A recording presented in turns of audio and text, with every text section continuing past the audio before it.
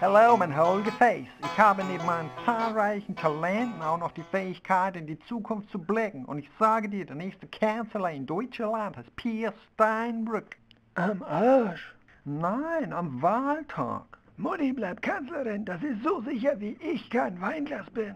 Es wird Peer Steinbrück, der sich übrigens auch mit Weinen auskennt.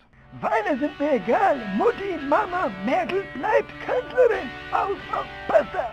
Steinbrück will, dass der Gegner ihn unterschätzt. Seine Ausrutscher sind nur Teil einer fein ausgeklügelten Strategie. Er wird gewinnen, weil er schlauer ist. Wenn er schlau wäre, würde er die Klappe halten. Mutti kann das, sie ist die Beste.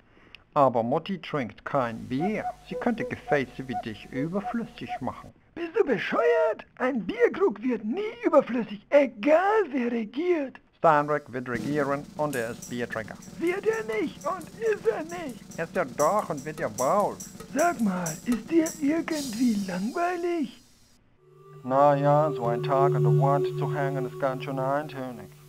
Wem sagst du das? Ich stehe hier auch noch rum und muss zusehen, wie dieser Weintrinker die Gläser rausnimmt, sie auf feinen Partys teilnehmen dürfen und danach wieder schön poliert hier zurückgestellt werden.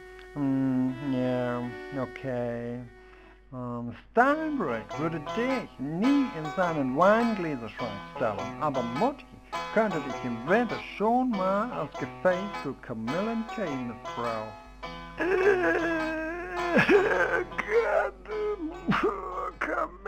Peer Steinbrück wird Kanzler, weil er wird unterstützt von Gerty Schröder und der ist ein lupenreiner Biertrinker.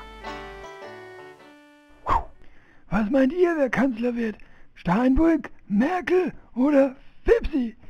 Also Philipp Rösler und dieser alte Mann.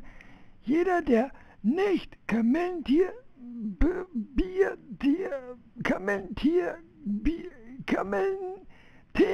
Trinker ist, darf hier unten posten.